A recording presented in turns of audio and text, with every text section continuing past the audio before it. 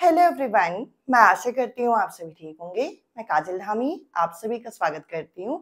जैसा कि आप सभी जानते हैं कि मैं आप लोगों के साथ सीटैट एग्जाम की यहाँ पे तैयारी कराती हूँ और नेक्स्ट सीटैट एग्जाम की तैयारी हम लोगों ने शुरू भी कर दी है। साथ ही साथ आप लोगों के सामने यहाँ पे कल से ही एक न्यूज जो है वो स्प्रेड हो रही है। सीटैट का जो सर्टिफिकेट है यानी कि जो सेंट्रल लेवल पे टेट एग्जाम होता है ये आपका इनवैलिड हो जाएगा या फिर इनवैलिड हो रहा है। और कहीं ना कहीं वे सभी कैंडिडेट जो कि नेक्स्ट सीटैट एग्जाम की तैयारी कर रहे हैं या फिर सीटैट एग्जाम क्वालिफाई करके बैठे हुए हैं, उन सभी को इस चीज को लेके काफी ज्यादा डाउट है कि ये एक्चुअल में है क्या। तो देखिए ये जो न्यूज है ये कल से यहाँ पे स्प्रेड हो रही है और इस चीज का आपके नेक्स्ट सीटैट एग्जाम पे क्या फर्क पड़ेगा इसको लेके भी आप लोगों के माइंड में कई सारे डाउट है। तो देखिए अगर मैं सीटैट एग्जाम के सबसे पहले नेचर की बात करूं और इस न्यूज के बारे में बात करूं कि एक्चुअल में ये न्यूज क्या है, तो ये जो आपका सीटैट एग्जाम है ये आपका सेंट्रल लेवल पे होने वाली टेट परीक्षा है। और ये जो सेंट्रल लेवल पे होने वाली टेट परीक्षा है ये आपको एलिजिबिलिटी देती है जिसकी मदद से आप काफी सारे टीचिंग एग्जाम के लिए यहाँ पे एलिजिबल हो जाते हैं। जैसे कि केवीएस जो होता है आपका केंद्र विद्यालय, अगर आपको इनका टीचर बनना है तो आपको सीटैट एग्जाम यहाँ पे क्वालिफाई करना है। इसके अलावा यहाँ पे अगर आप DSSB यानी कि जो दिल्ली सब ऑर्डिनेट द्वारा यहाँ पे आपका भर्ती करवाई जाती है दिल्ली गवर्नमेंट स्कूल में, वो आपकी सीटैट का एग्जाम के सर्टिफिकेट यहाँ पे रिक्वायर्ड होता है इसके लिए। इसके अलावा एनवीएस हो गया, EMRS हो गया, इन सभी के लिए आपको सीटैट एग्जाम के सर्टिफिकेट की नीड होती है। अब अगर हम यहाँ पे सीटैट एग्जाम के सर्टिफिकेट को इनवैलिड होने की न्यूज की अगर बात करें, तो अभी आप लोगों ने झारखंड टेट की वैकेंसी के बारे में यहाँ पे सुना होगा जिसे आप जेएस टेट के नाम से भी जानते हैं। मतलब ये झारखंड टेट की वैकेंसी होती है।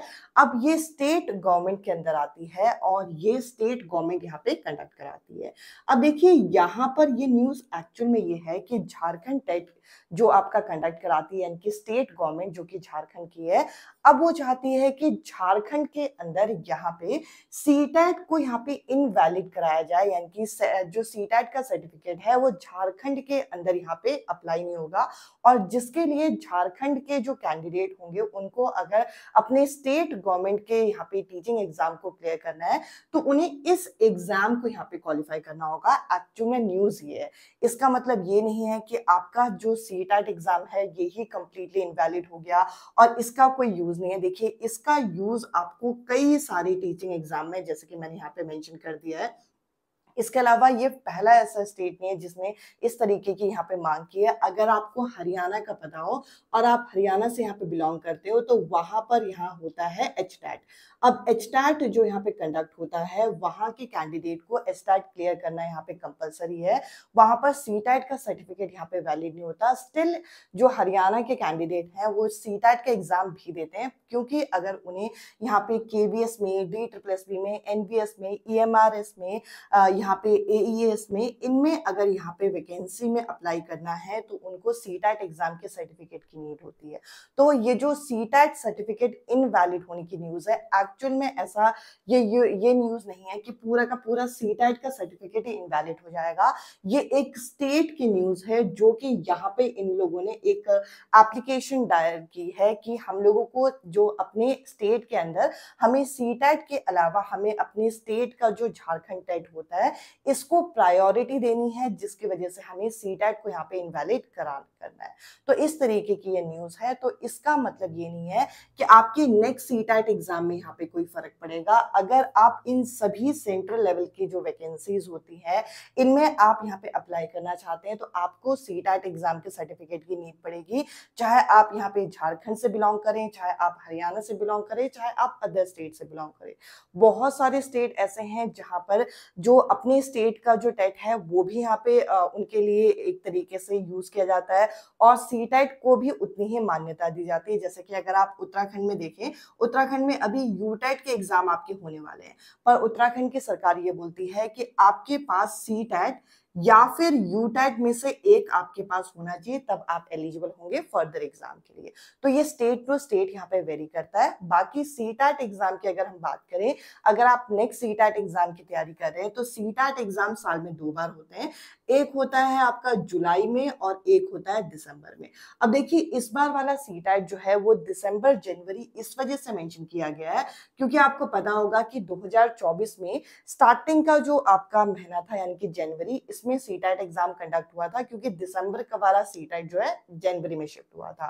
तो ऐसा हो सकता है कि कुछ चांसेस हैं कि इस बार भी दिसंबर वाला सीटैट जो है जनवरी के स्टार्टिंग वीक में शिफ्ट हो जाए, बट इसका मतलब ये नहीं है कि आपकी सीटैट एग्जाम की परीक्षा नहीं होगी। तो देखिए ऑलरेडी अभी सितंबर स्टार्ट हो चुका है और अगर आप सीटैट एग्जाम की तैयारी कर रहे हैं या फिर करना चाहते हैं तो मैं आप लोगों के साथ पेपर 2 की क्लासेस यहाँ पे लेती हूँ।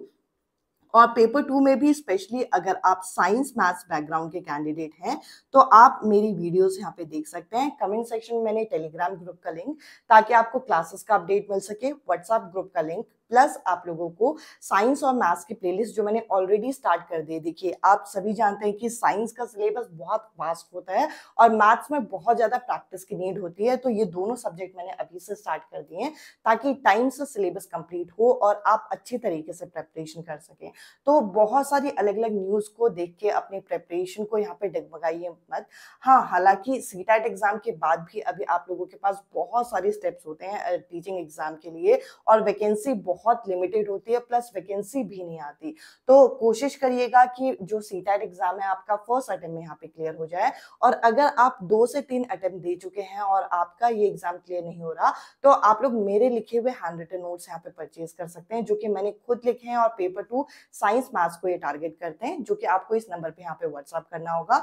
बाकी ये जो क्लासेस मैं आप लोगों के लिए लेती हूँ, बहुत सारे कैंडिडेट को डाउट है, क्लासेस आपकी फ्री ऑफ कॉस्ट आप लोगों की चलती हैं, जो कि आप प्लेलिस्ट सेक्शन में भी देख सकते हैं।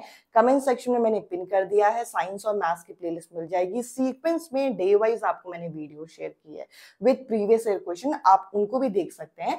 यहाँ पे आपकी तैयारी इन सब चीजों से अच्छी हो जाएगी। अदरवाइज इन सब चीजों को अगर आप स्किप करें तो इसको स्किप करके आप एनसीईआरटी पढ़िए। देखिए किसी भी तरीके से आपको करनी अपनी तैयारी है और फर्स्ट अटेम्प्ट में इस एग्जाम को क्लियर करना है। आई होप ये जो न्यूज था, ये डाउट था, आप लोगों को यहाँ पे क्लियर हुआ होगा।